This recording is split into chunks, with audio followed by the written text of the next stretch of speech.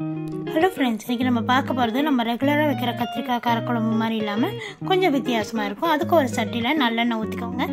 கடுகு, வெந்தயம், சீரகம், கருவேப்பிலை, வரமிளகா, பச்சை மிளகா, நல்லா வெங்காயம், தக்காளி இதெல்லாம் போட்டு நல்லா வதக்கிக்கணும்.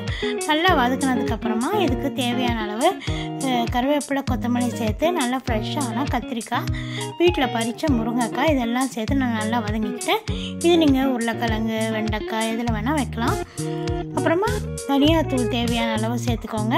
காரத்துக்கு கொஞ்சம் மிளகாத்தூள் பார்த்து சேர்த்துக்கோங்க. ஏன்னா வரமிளகா, பச்சை மிளகா நம்ம ஆல்ரெடி அதில் ஆட் பண்ணியிருக்கோம். இப்போ குழம்பு மிளகாய் தூளும் நான் 1.5 ஸ்பூன் ஆட் பண்ணியிருக்கேன். ஸோ இதுவும் இதுக்கு டேஸ்ட்டை என்ஹான்ஸ் பண்ணும். கல்லுப்பு தான் சேர்த்துருக்கேன். இப்போ எல்லாம் சேர்த்து நல்லா இந்த எண்ணெயில் வதக்கி விட்டுக்கோங்க. நல்லா வதங்கினதுக்கப்புறமா தண்ணி ஊற்றி ஒரு 80% குக் பண்ணிக்கோங்க. உப்பு சரி பார்த்துக்கோங்க.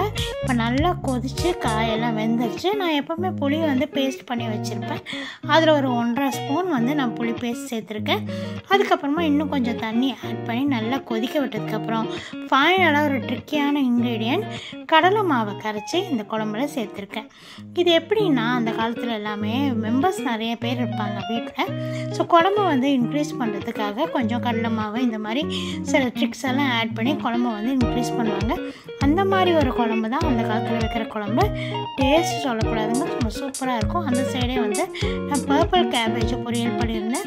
இது கூட நீங்கள் உருளைக்கிழங்கு பொரியல், எந்த பொரியல் வேணால் வச்சு சாப்பிடலாம். முட்டை பொரியலும் அப்பளமும் வச்சு நல்லா சுட சுட சாப்பாடு வச்சு அதில் நல்லா நெய் ஊற்றி இந்த குழம்பு ஊற்றி பர்பிள் கேபேஜையும் வச்சு பரிமாறினேன். சூப்பர் டேஸ்ட்டாக இருந்ததுங்க. நீங்களும் ஒரு தடவை இந்த மெத்தடை ட்ரை பண்ணி பாருங்கள். சுப பிரமாதமாக இருக்கும். குழம்பு தேங்காய் வேண்டாம் காரக்குழம்புல அப்படின்னு நினைக்கிறவங்களுக்கு இது நல்ல ஒரு வரப்பிரசாதமாக இருக்கும். ட்ரை பண்ணி பார்த்துட்டு எப்படி இருக்குன்னு கமெண்ட்டில்